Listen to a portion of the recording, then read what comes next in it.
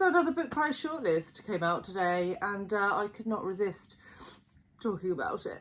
So the Waterstones debut fiction prize released its shortlist today, and the first year that Waterstones found the prize was last year. Mixed results with the books on that list for me personally, but of the 6 books on this year's list, I've read 3 and 2 of those were 5 stars. So let's have a talk about it. Hello, my name is Gemma. Welcome back to another video. We're going to talk about the Waterstones debut fiction prize shortlist. There are 6 books on this shortlist. The winner will be announced on the 24th of August. And I think I'm going to try and read all of the shortlisted books, predominantly because I've already read 3 of them. And one of them in particular is real high up my TBR. So let's talk about the 6 books. So I'll start with the 3 that I've read first. The one that I didn't give 5 stars to was Fire Rush by Jacqueline Crooks. This was longlisted and shortlisted for the Women's Prize earlier this year. And this was a really innovative, nuanced book. I think it was really interesting looking at the dub reggae scene in the 60s, I would say, maybe the 80s in London, following a main character as she sort of like navigates her young adult years, I suppose, teenage years into her 20s within that scene in London. There were parts of that book that I loved. The first third of it I thought was excellent, 5-star material. Then it sort of lost me a bit in the middle, and then it picked up again at the end, but not quite enough to redeem it for me personally. But I absolutely respect the artistry that went into that book. So I think it really does deserve a place on this list. Then the 2 that I've read that I gave 5 stars to were Wandering Souls by Cecile. This looks at some Vietnamese immigrants, and it just it breaks your heart into tiny little pieces. It's beautifully done. We follow our main protagonist in Vietnam as they try to flee just post the Vietnamese War, and her family have to go on 2 separate boats to get to Hong Kong, I believe, and one of them doesn't make it. One of the boats doesn't make it. That's right, first chapter. I'm talking first chapter here, no spoilers. And then we follow her as she has to care for her younger brothers through the immigration process as they move to Thatcher, London. And one of the real special things about this book is sort of interspersed in it are non-fiction accounts of things that have happened around immigration across the world. And there were some pretty hard-hitting articles in there. And it just really brought the story to life to say, yes, this is a fictional story, but actually it's not really, because it's happening all over the world and has been for decades and decades. So yeah, I highly recommend that one if you haven't picked up already. It's brilliant. I do have a solo review.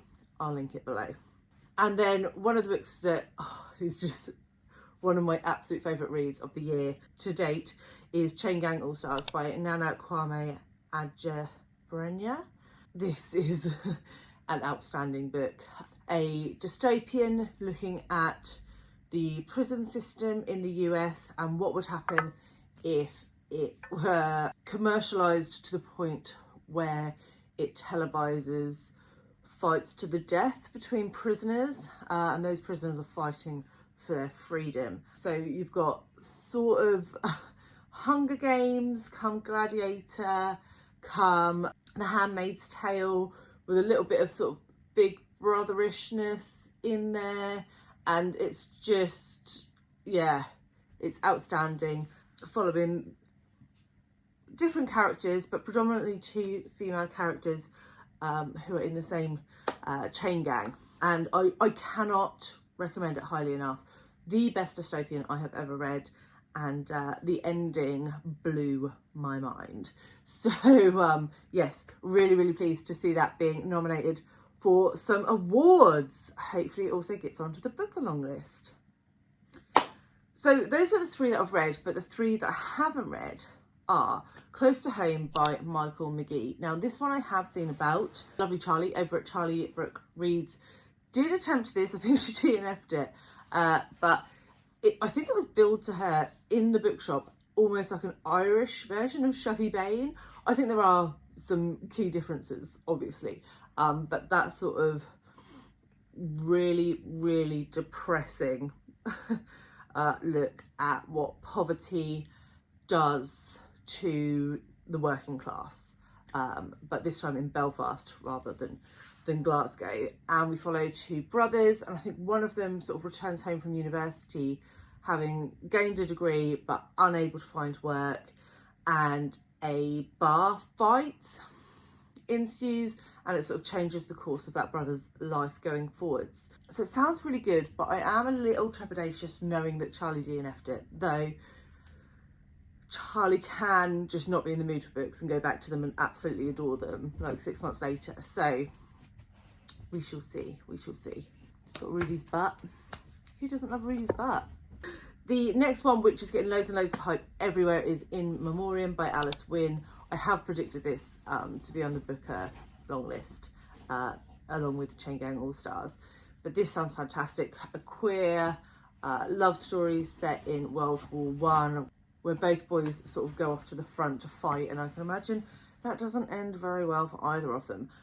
But yeah, heartbreaking, historical fiction, queer, yes, tick, tick, tick. That is the one I absolutely, definitely want to read very, very soon. And then the other one, which was on my long list for the book that didn't make it to my predictions, was Calla by Colin Walsh. And this is another piece of Irish fiction, but this is a literary thriller. Sounds really interesting. Three friends sort of return home to their small town in Ireland, and something had happened in the past. A friend of theirs went missing 15 years prior, and they return to this town just as things start happening again. A body is found in the woods, two girls have gone missing. How is that history connected to what is currently happening? It gives me sort of Into the Woods vibes by Tana French. So I don't know how close to the mark or far from the mark I am there, but it sounds really, really fabulous. So I would like to get to that one also. So those are the 6 books that have been nominated. I'd love to know if you have read any, particularly if you've read any of the 3 that I haven't read and you have opinions, please let me know. And yeah, we'll see which one wins on the 24th. And if I do manage to read the 3 that I haven't read before then, I will do a little rankings video for you, but not promising, because the book along list comes out on the 1st of August.